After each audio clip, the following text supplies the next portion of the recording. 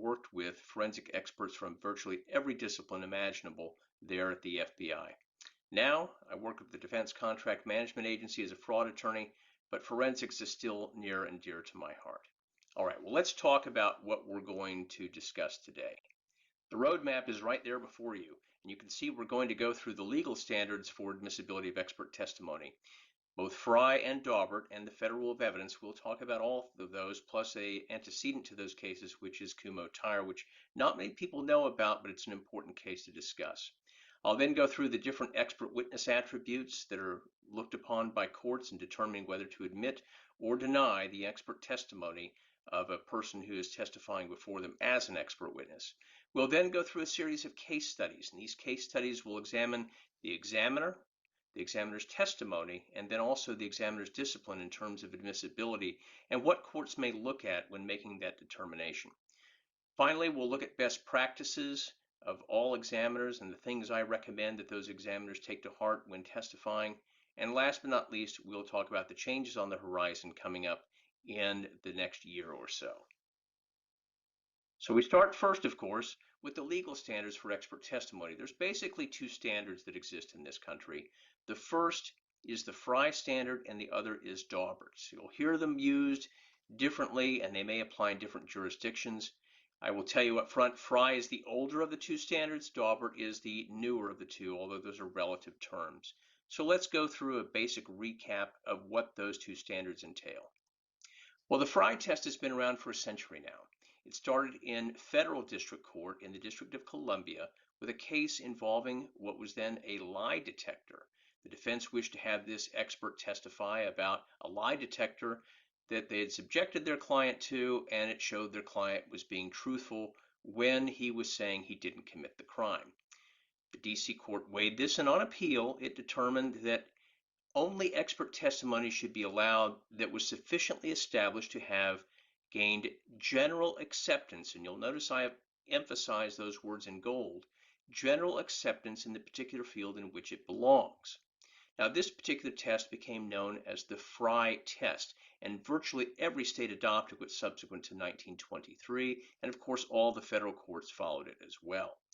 To this day, you'll still find a number of jurisdictions still follow it. Now, the federal courts have abandoned the Fry test, but California, Illinois, Minnesota, New York, New Jersey, Pennsylvania, and Washington, to name just a few, still follow the old Fry test of general acceptance.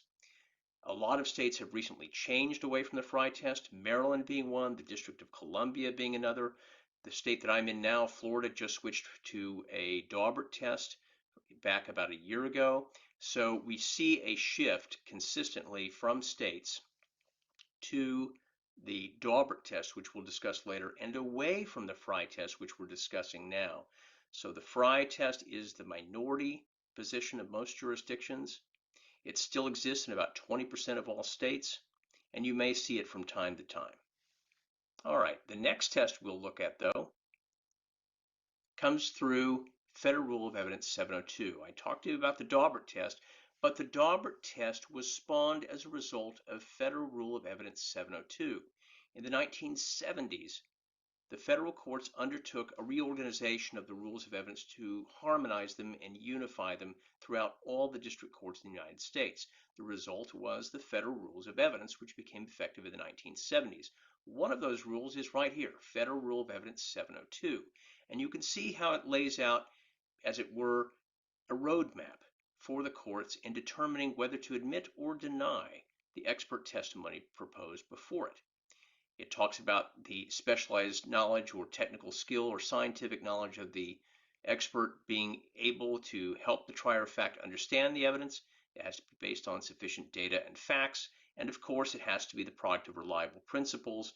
And the expert has to have reliably applied those principles.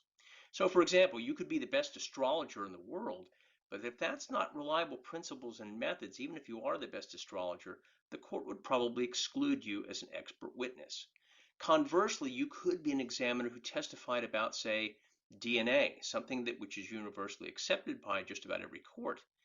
But if you suck as a DNA examiner, or you did something wrong during your examination and you have not reliably applied the principles and methods of a DNA examination to a case, the court may find that you cannot testify as a witness pursuant to Rule of Evidence 702.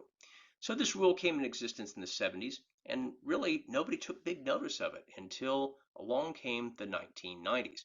And in 1993, the Supreme Court finally came down with the decision of Daubert versus Merrill Dow Pharmaceuticals. Now note, this was not a criminal trial.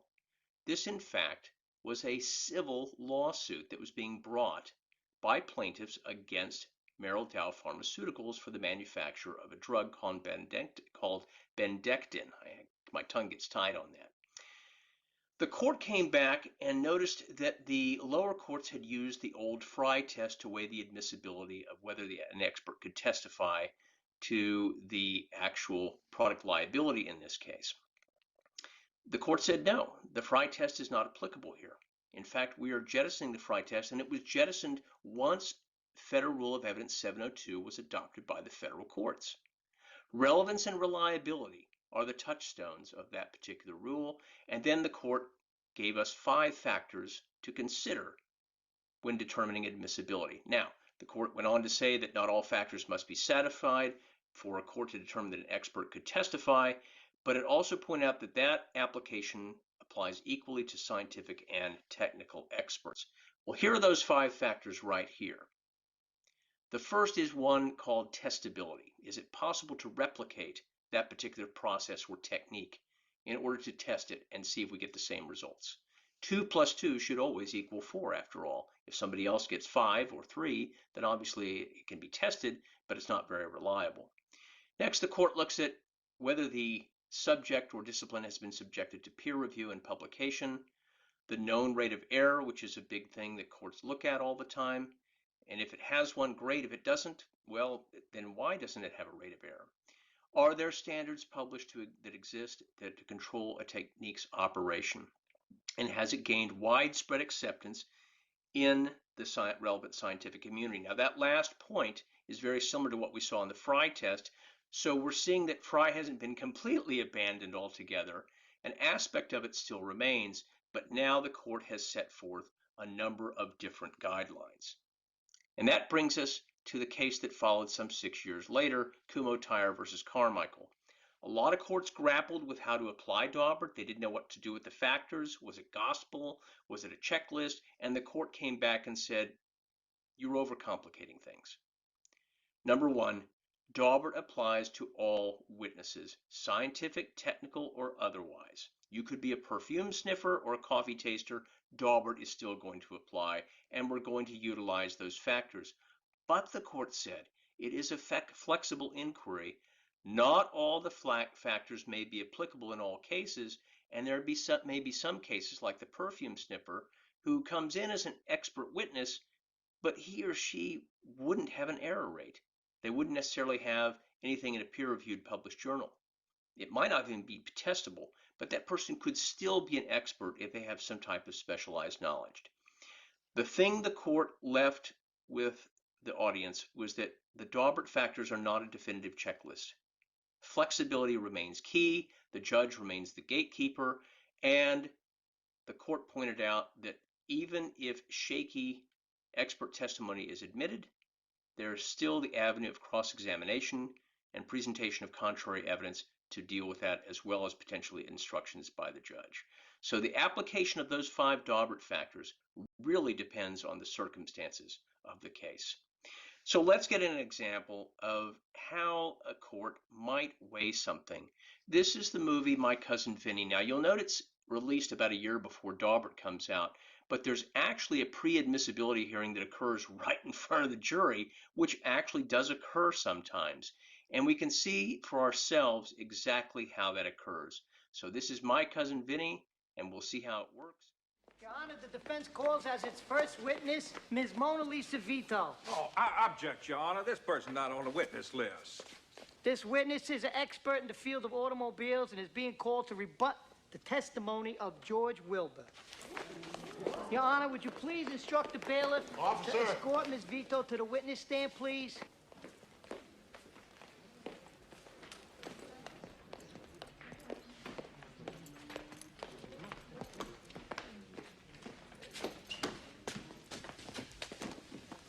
Hold up your right hand.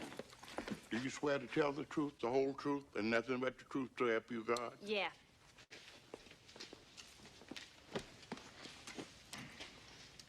Ms. Vito, you're supposed to be some kind of expert in automobiles, is that correct?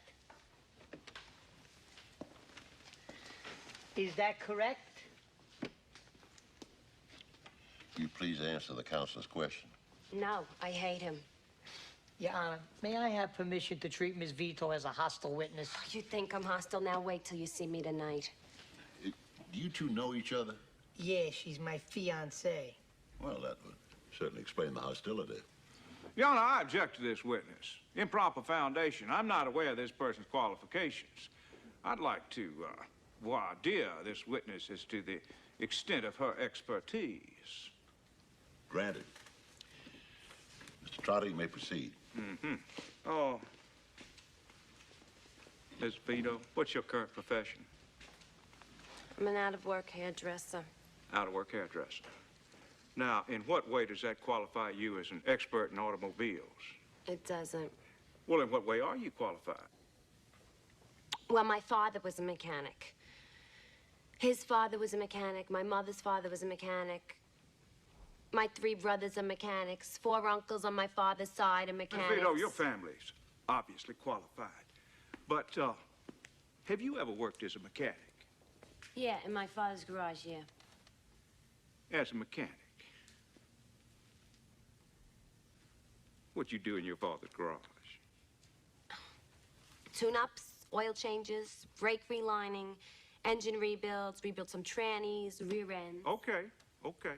But does being an ex-mechanic necessarily qualify you as being an expert on tire marks?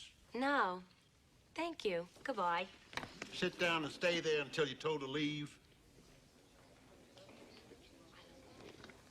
Your Honor, Ms. Vito's expertise is in general automotive knowledge.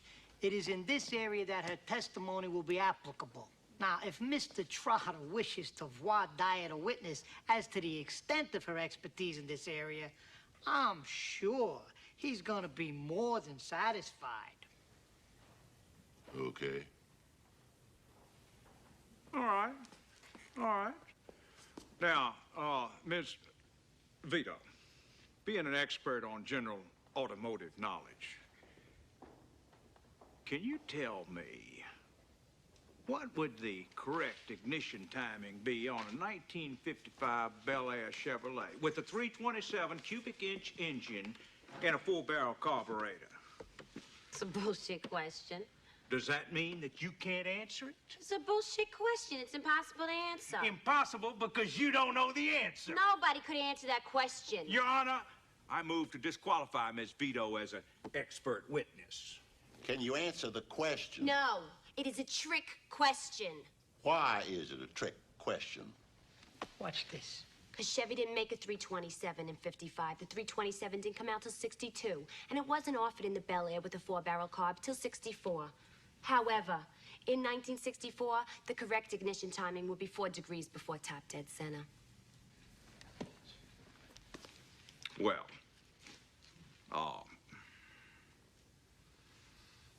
she's acceptable, Your Honor. Your Honor, this is a picture taken. Okay, that gives you an idea of what it can look like when you're dealing with qualifying an expert witness. Now, none of the Daubert factors came up here, but you will notice that they inquired into her education, her experience, and her training.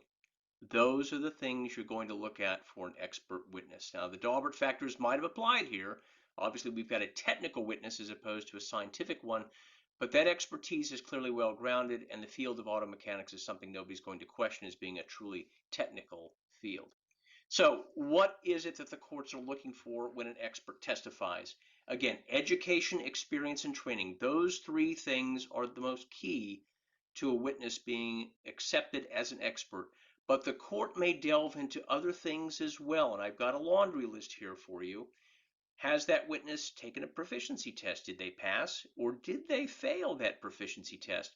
Is the lab where they're working accredited? Are they certified independently by a body like latent print examiners, or certified by the International Association for Identification? Do they have awards? Do they belong to any professional organizations which allow them to continue their education? And then also, have they taught at some time? And then the most important one I think you can have, other than the fact that you have, in fact, the right education, experience, and training, is have you testified as an expert before? And last but not least, are you published in the field? All of these may make a difference in determining whether you could testify as a witness. So remember, if you are called to testify, you're a witness. Remain a person of science. You don't have any victim to avenge, no guilty person or innocent person to convict or save. Simply testify as to the results of your examination. Testify truthfully and do so within the limits of science. I leave you with this quote here that is provided by ASCLD Lab, which is the accrediting body for the vast majority of laboratories here in the United States. So let's transition now into some of the case studies I talked about before. We'll go into case study number 1, which is U.S. versus James Cloud.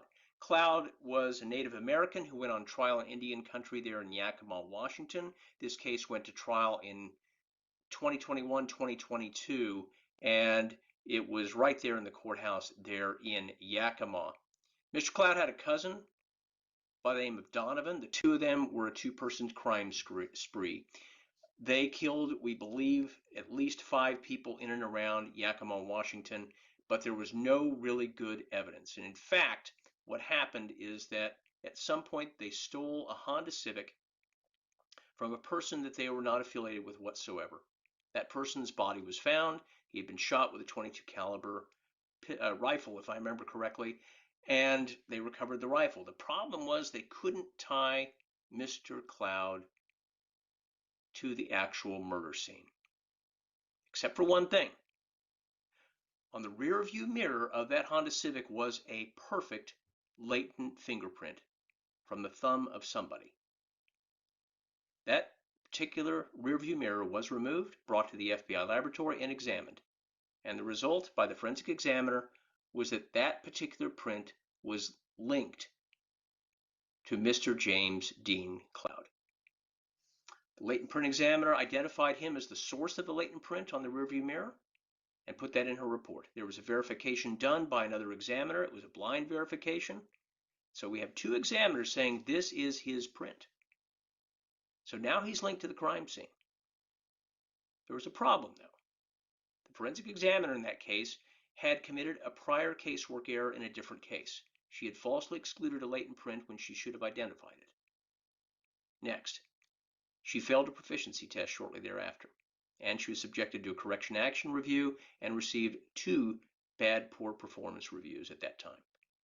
Now, this all occurred around the time her mother passed away. Her mother died of COVID. She was under a lot of pressure at that time, working long hours. She was tired, probably should have been removed from casework, but she wasn't. So now the question comes up, what do you do with this examiner who has a bit of a checkered past? At this point, she had testified previously on 10 occasions as an expert witness, and now up for her 11th time, the court was going to scrutinize her. What did they find?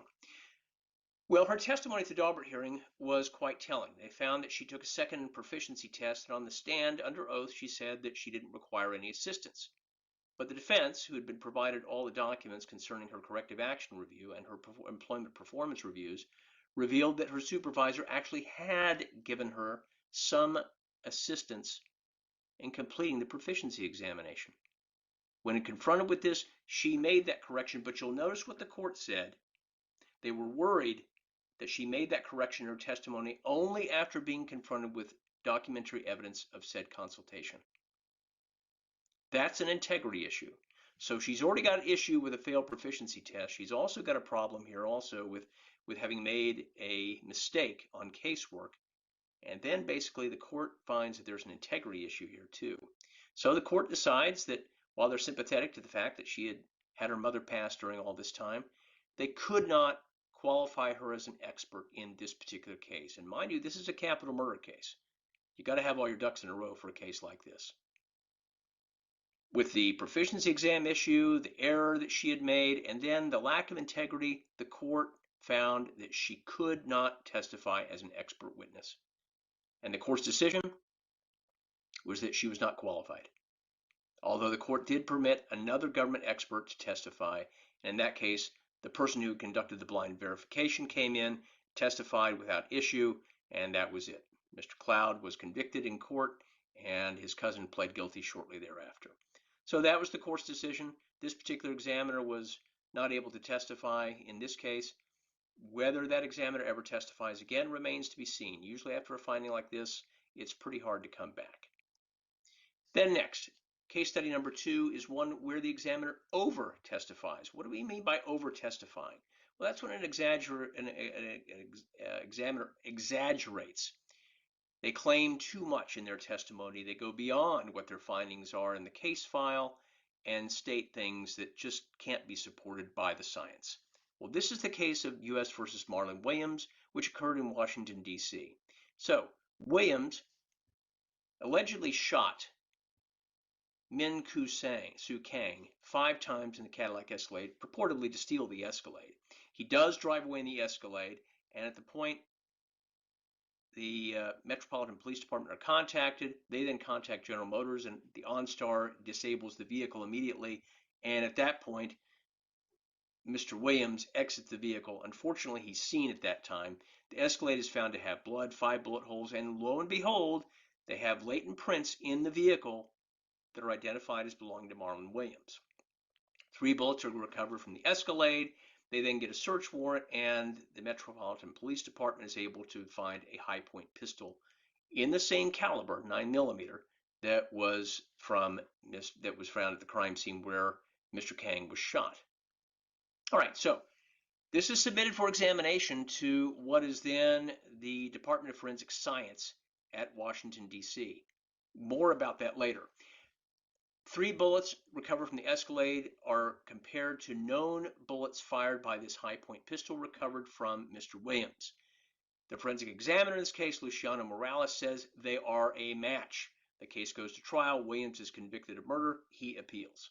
And there you can see the 9mm high-point weapon right there before you.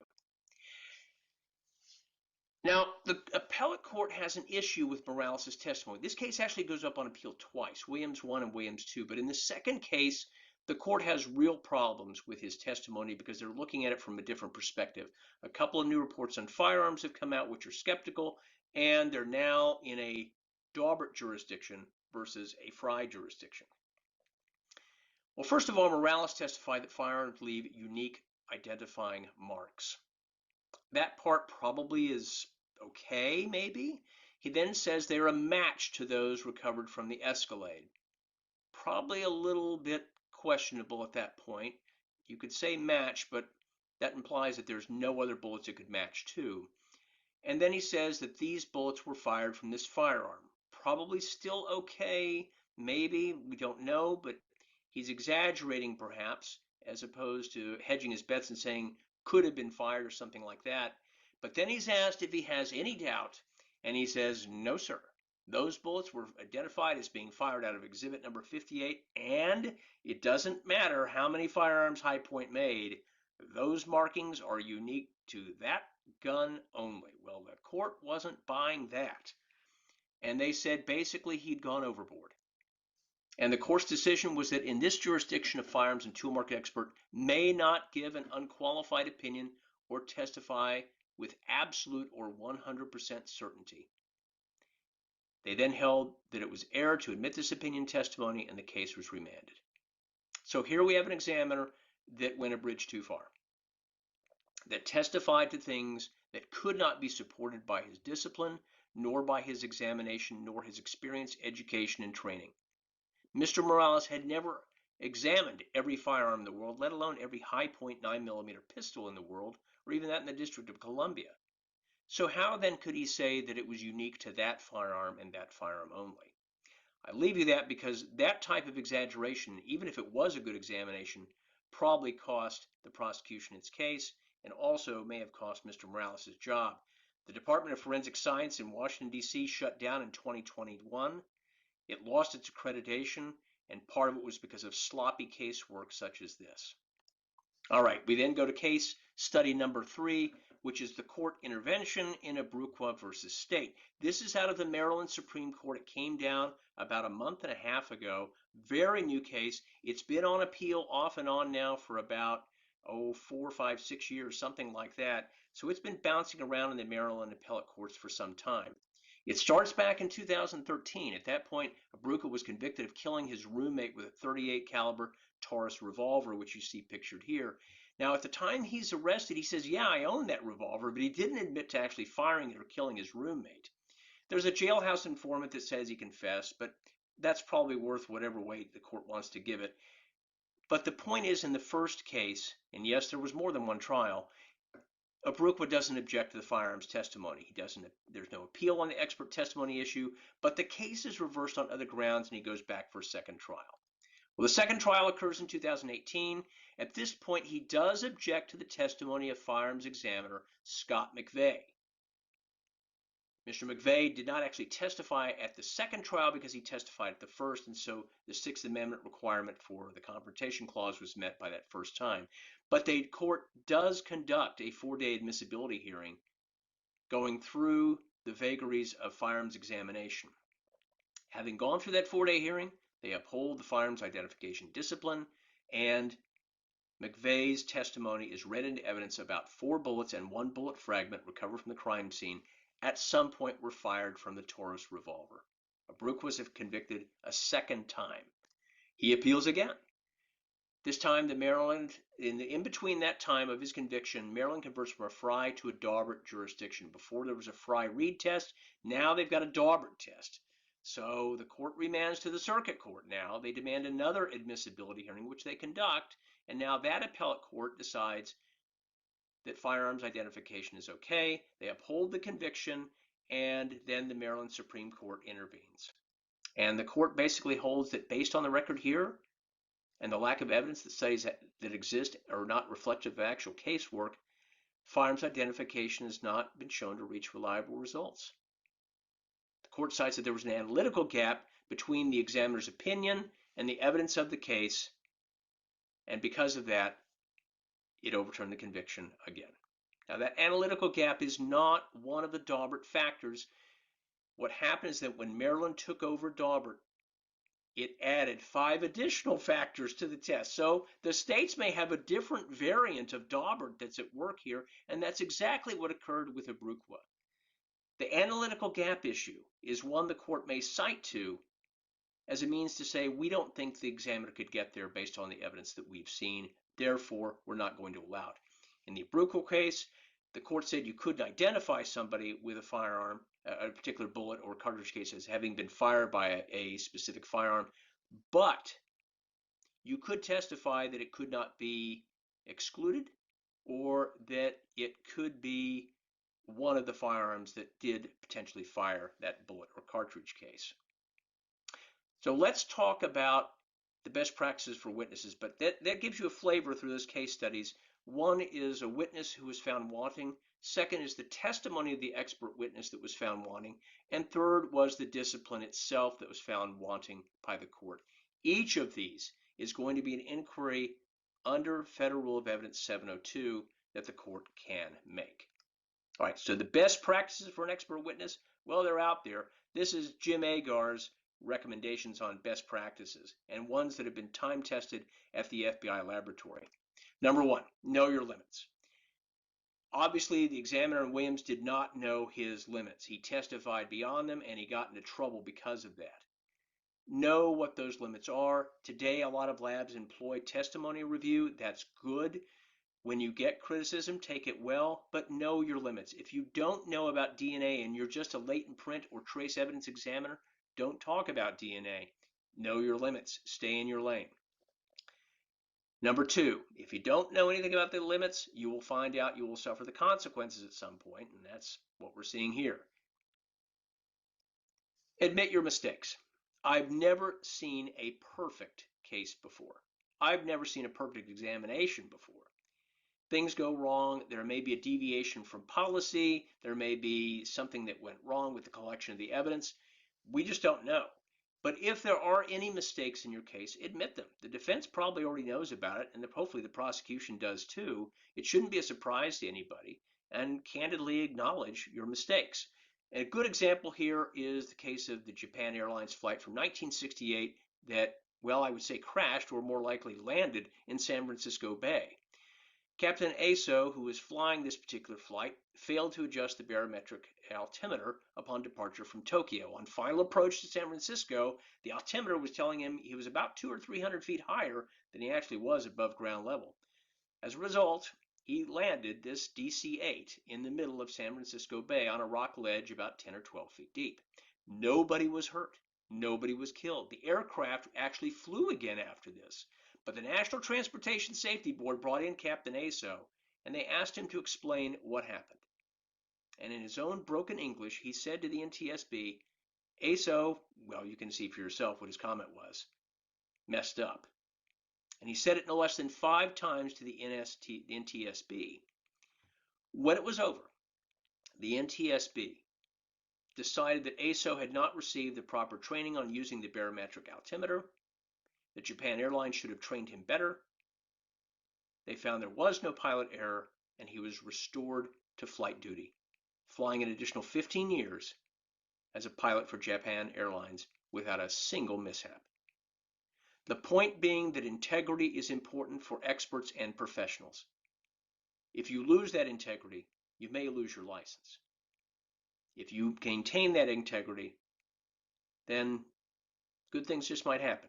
This particular fact scenario was taught at the Harvard Business School. Now, let's go forward to 2013. Exact same situation happened with Asiana Airlines Flight 213. They failed to reset the barometric altimeter. When they came on to final approach to San Francisco, they crashed the plane right there short of the runway. The plane was destroyed. 3 people died. Flight crew said, we weren't trained properly on the barometric altimeter. It wasn't pilot error. And the NTSB said, no. Pilot error, you will never fly again. Integrity matters. Admit your mistakes. Number 3, the best examiners, the ones who've been at the lab for 20 or 30 years, have 3 words that I love. I don't know. And they're very candid about using those words. They will freely admit there are things they just don't know or would have to speculate about. Don't be afraid to say, I don't know. 3 hardest words for a supposed expert to say, but if you don't say them, you can get into trouble real quick. So embrace opportunities to say, I don't know, or I can't tell you. I just don't have the answers. That's okay. You have permission to say, I don't know. And last but not least, always tell the truth. That's your job. That's a requirement. Don't forget about it. So that brings us up to our next position, which is changes which might be on the horizon. Well, we've got a couple pending right now that you should be aware of. And the first of these is going to be an amendment to the Federal Rules of Evidence effective the 1st of December of 2023. Yep, we do amend these every so often. The last one was probably about, 20 years ago. But we're now seeing significant amendments here. And one of them is to Federal Rule of Evidence 702, which we discussed before. Well, here it is, folks. It becomes effective in about 6 months or so. And you can see that it specifies that it changes a couple of things. And it specifies that the burden of proof to demonstrate that a particular discipline is reliable is on the person or party proposing to call that expert witness. So the burden is on, if you're a prosecution witness, the prosecution to demonstrate that that particular expert witness testimony is reliable. Now, before we always assumed that was the case, but now it is explicit that that is the case. So if you're called as a witness, the government is calling you as a witness, then you'll have to have the government actually demonstrate that your testimony and your discipline is reliable. If you're called by the defense, then the defense would have that burden to demonstrate again by a preponderance of the evidence that your testimony, that your scientific discipline, and the principles are all reliable. Go to the bottom, though, on number D, and you'll see that there is a change there, that the expert's opinion reflects a reliable application of the principles and methods to the facts of the case. Now, I've highlighted that. I think that's the more important of the two because I think it is a bit of a game changer. We saw the Abrukwa case where the Maryland Supreme Court said you cannot testify to identification. We don't think your opinion reflects a reliable application to the principles and methods. There's too big an analytical gap for us. That's what subpart D is talking about. And that's what we may see more of in the future, is that instead of just looking at the admissibility of the expert's testimony, they may also be looking or scrutinizing the reliability of the opinion of the expert. So look for more of that. I think we've given you a good flavor of what was going on in the past, and now you're going to see what's going on in the future as well. Okay, next. The Department of Justice Uniform Language for Testimony and Reporting. This has been around for about 5, 6, 7 years or so. Nothing new, except it's updated all the time.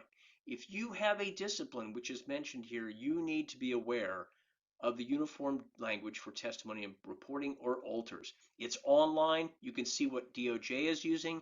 These uniform standards exist for the FBI laboratory, for the DEA laboratory, and the ATF laboratory.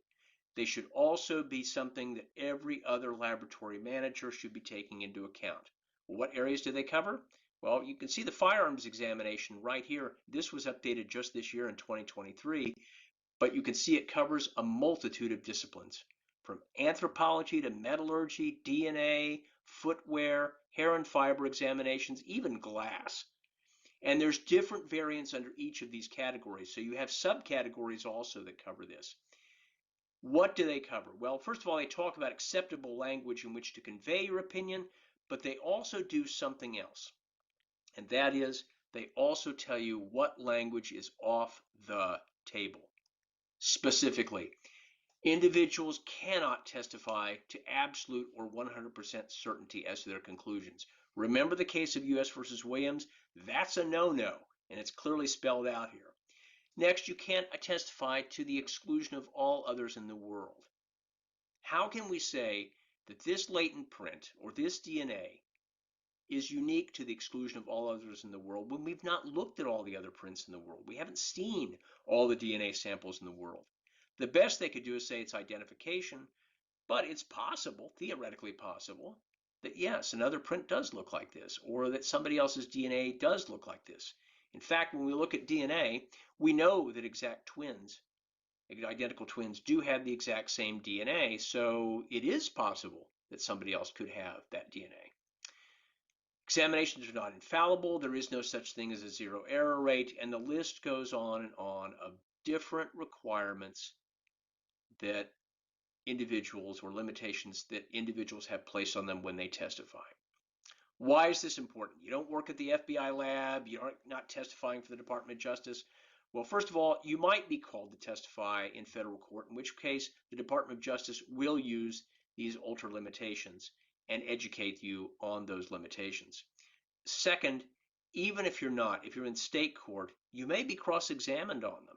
And there may be questions asked about, do you follow these limitations? Do you believe in these particular limitations on your testimony? And you're going to have to answer that question at some point. So my recommendation to all examiners is look at the alters, review them, get to know them, especially the up-to-date versions, and that way you won't be surprised on the stand by the prosecution or by the defense. So those are some of my recommendations, and right now I'm going to go to any questions you may have. Thank you very much for your time. I hope this has been instructive. If you need to contact me, you can reach me at jimbo.agar@yahoo.com. Thank you for your time and attention. I hope this presentation has been educational. Good morning, everyone. Thank you for joining us today for our part 1 session in Daubert rulings. And thank you, Jim. That was really great. I actually learned a lot. So now I'm going to have to go look up the alter limitations for myself. I am Dr. Ann Ross. I'm a board certified forensic anthropologist, and I work at North Carolina State University.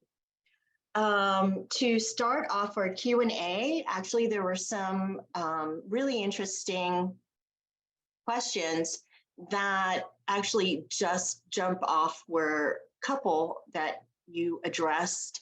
So here's one. I'm going to start with this one because you finished up with this. One attendee asks, you mentioned see, is it here? That if, in your opinion, should prosecutors, defense attorneys, and judges be well-versed in the DOJ's uniform language testimony and reporting? And should jurors be trained on the alter to better assess the weight of expert testimony? Good question. When it comes to the alters, I think the defense counsel and the prosecution should both be aware of them. And I think it's a good practice to employ them in cross-examining or conducting a direct examination of a witness. The judges may or may not be aware of them. We often will provide a copy in court to the judge, have them take judicial notice of it. The jury's not so much. Sometimes they'll be educated about the alters during the testimony of the witness. Usually, at least in the FBI laboratory, we will specifically lay out what limitations are imposed on our witness testimony so the jury knows that right up front with the testimony itself. And sometimes we'll have judges write out instructions explaining what things the expert witness can or cannot testify to. So there's no, one size fits all solution to that answer, but I think a general awareness by all the parties, including the juries, is certainly warranted. Thank you. And here's another question, but this one is about the FRAE 702 with the changes that are happening. And someone asked, how will states be affected by the upcoming amendments? And will states be affected differently depending on whether they follow the Frye or Daubert standard? So I think it won't change that much with the states, because with the change in Federal Rule of Evidence 702, some states automatically amend their evidence code to conform to the federal code.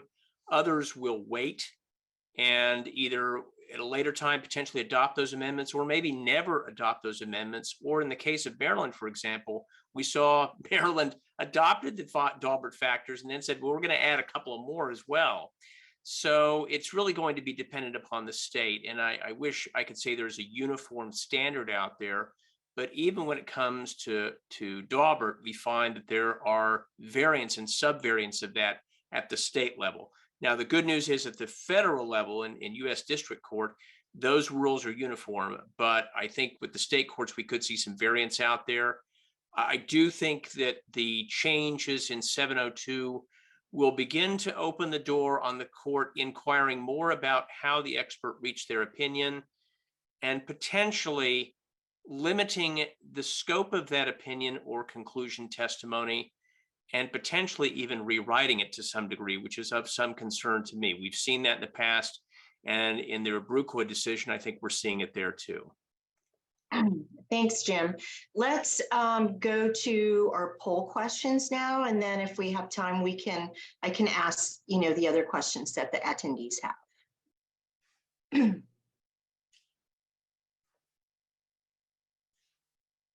And I think the first question is, can a latent print examiner identify a specific person as the source of a latent print left at the crime scene?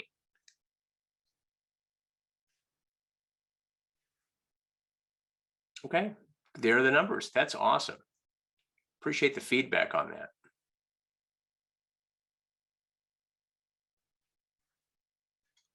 Okay, thank you very much. And there's number 2, a DNA examiner can identify a specific person as the source of DNA found at a crime scene.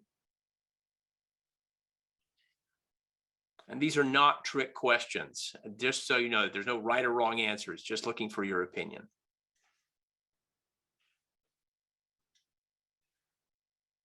Very similar numbers, interesting. Very similar, slightly higher on the agree as opposed to latent print examinations, but very interesting. Okay, great. Moving on to question number 3, I believe. A firearms examiner can identify a specific gun as having fired a bullet or cartridge case found at a crime scene.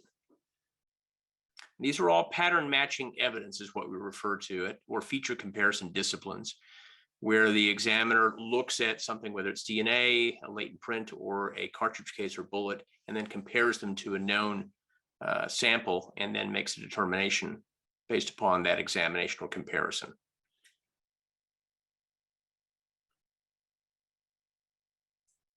Okay, numbers again.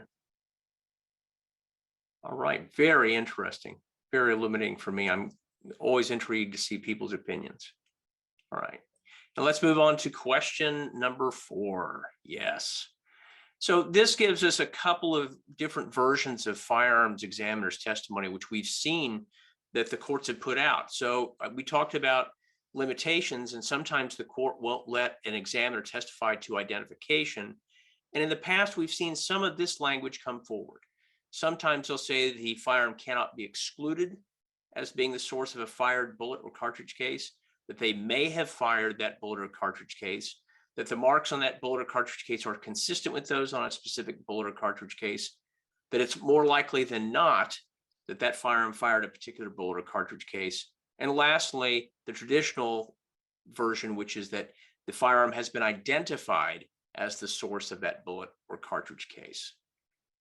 So which of those do you find most helpful, or for that matter, perhaps most accurate in that testimony? Because those variants we have seen from a variety of courts, both state and federal, and that's the spectrum that we're looking at with some of the courts. Okay.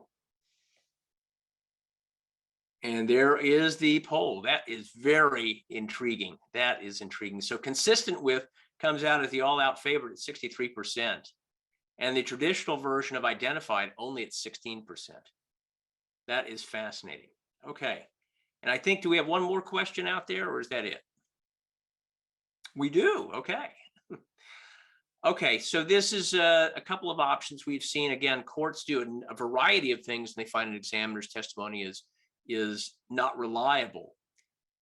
Should they exclude the examiner's testimony, limit that examiner, or edit or rewrite the examiner's testimony? We've seen all 3 of those things occur at one time or another in a court. Which of those 3 is the most appropriate remedy?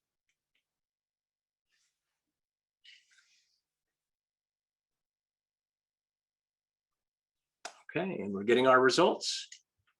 Exclude the examiner's testimony is the overwhelming favorite at 74%. I would agree with that. I think that's what Daubert specifies. I think it's sort of a binary choice there of either exclude or admit the testimony. But a significant chunk of people are saying, hey, limit the examiner's testimony, kind of like what we saw with the DOJ alters earlier. And that's a fascinating result as well. So I thank you, everybody, for participating in that poll. That gives me some insight into people's opinions. And sometimes we get buried in the weeds here. So I do appreciate that. Yes, and we have a participant that put in the chat if you will go over the responses and some of these questions. Okay, sure. Okay. The responses to the poll we just saw earlier, or which one? Yes. Okay. Oh boy, where do we begin? I think, when it comes to identification, that has sort of been the basis for most opinions we've seen in feature comparison disciplines. Certainly with DNA, most examiners, in fact, virtually all examiners talk about identification, with the caveat that we can't say it's that person to the exclusion of everybody else. Usually they relay that opinion in the form of a statistic, whether using random match probability or probabilistic genotyping. Doesn't matter. Both of them report back their identification, opinion, or conclusion in the form of a statistic. And usually that's like 1 in 26 septillion or something like that. And then that can convey to the jury how likely or unlikely it is that that's the individual's DNA that was left at the potential crime scene. Latent prints are a bit different. The examiner then does issue a conclusion or opinion of identification, but the examiner does not give a statistical support for that particular opinion or conclusion. It is a subjective determination, which renders it somewhat suspect, I think. But you have to remember, it's also been demonstrated to be fairly reliable at that point. And we're now showing that the algorithms that are behind the next generation identification program, whereby the FBI has all the information on fingerprints in its database, are actually more accurate than the examiner's conclusions. We see an error rate of less than 0.5% for the examiners. I think for NGI, the error rate is going down to 1/10 of 1% when it calls an identification. And actually, NGI doesn't say identification. It gives you a candidate list and says, here are the top 3 or 4 or 5 or 10 candidates, and they're rank ordered. And it's based upon the number of candidates that's requested from the examiner. But we're finding NGI is doing an exceptionally good job of finding whose latent print that may be. With firearms, that's also subjective determination. I think firearms is probably more suspect because of 2 things. Number one, there's no objective criteria to determine identification. The important thing to recognize about that translation is something that the in discipline machine has suffered translation in from some particular time. is I don't see it that changing the in the technology future. is about access. They've tried to create about objective access to criteria content that may be in a for language that you identification. don't speak. Nevertheless, it provide has an error that rate kind of hovering access? around 1% How do we make of the false content positives, that's which is in pretty darn a particular good. language available So to people it's who not don't quite speak clear that how the language? examiners get to those conclusions, but they do so with remarkable accuracy of 1% or less of an error rate. So it's commendable. So I would respond to all that and just give that there for your edification. Okay. Dr. Ross, anything else? What else do we have? We have a few questions in the Q&A. Okay. So let's see, you've already answered some of these. One individual asks, according to the word inconclusive, Yes. is much too variable in the jury's understanding. There should be a lot of qualification to how the opinion is consistent. Yeah, inconclusive is a tough one for some people because there are times when we've examined bullets or cartridge cases that clearly were not fired by the same gun, but the criteria requires us to find it's inconclusive because it was the same, it has the same class characteristics such as the caliber, the weight of the bullet, or the shape of the cartridge case, things of that nature. So they were consistent with one another, and so we can't exclude on that basis alone. AFTI is trying to go to a 5-point scale from just identification, inconclusive, and exclusion to having a graduation between different levels of inconclusive. I'm not fond of that. I think that allows the jury some wiggle room, and I think it could potentially open the door to convictions on evidence where the accused may not have fired that particular firearm, or we may not have a real association there. So it gives the jury a false sense of security, if you will. So I do like the bright line rule of saying either identification or inconclusive. But yeah, it is an ambiguous term, and we don't know when the examiner says that. Are they just unsure? Do they not lack the expertise to truly identify it? Or is it because there were insufficient marks laid on the cartridge case or bullet to conduct an examination? And we do know, for example, the Glock pistols don't mark particularly well on the bullets. On the cartridge case, they do a pretty good job of marking. But that could be a good example of an inconclusive result that comes about there. And so we do see that in a number of examinations. And I wish the inconclusive rates weren't as high as they are. And I think we're looking at probably around 16, 17% on most of those exams. But that's par for the course because we don't want to falsely identify something when conducting an examination. Yeah, that's interesting because in forensic anthropology, we always say consistent with or not consistent with, right? When we do tool mark analysis on bone, that type of thing, because Right. It's also pattern analysis. Yes. So 2 individuals asked about the word individual and individualized. Yeah, there's some debate that goes on about that. When we individualize or say it's that person, how is that different from saying it's unique or an identification? And to me, this is my personal opinion. It's a matter of semantics. I think once you say it's that individualization, you're saying it's unique to that individual only and not to anybody else. What I do like about the term identification is that you're saying we're identifying it as that individual, but you're not saying it's unique or individualized because it could also identify another individual or another firearm. And so that's one thing to keep in mind about the term identify, is that it could, in fact, bring up some issue of being another firearm or another person who may have fired this firearm or may have left that latent print at the crime scene. It just depends. Yes. And someone else asked, certainty is on its face not scientific. What does the prosecution do to prevent defense counsel from suggesting that proof beyond a reasonable doubt requires scientific certainty? Well, I think scientific certainty is something we strive for. I think it's a good goal.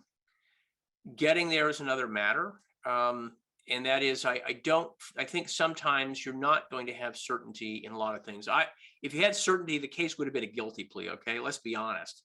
I mean, the accused would have confessed. We'd have, video from the crime scene and everything else. That's what you're talking about with certainty. But you don't get cases like that very often. In fact, I don't think I've ever had one in my entire career. So when it comes to scientific certainty, I think the best we can do is have these caveats that we acknowledge that this is not this person's latent print or this firearm to the exclusion of all others.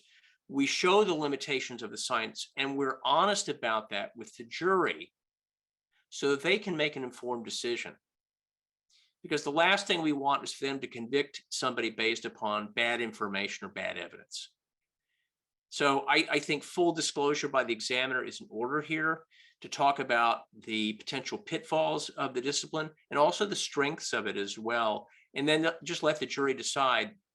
My philosophy in trying cases is give the jury all the information possible, lay all the cards on the table, let them decide, and then based on that, accept the verdict. At least they did so knowing everything and being aware of all the evidence and how much weight to give it in their own opinion.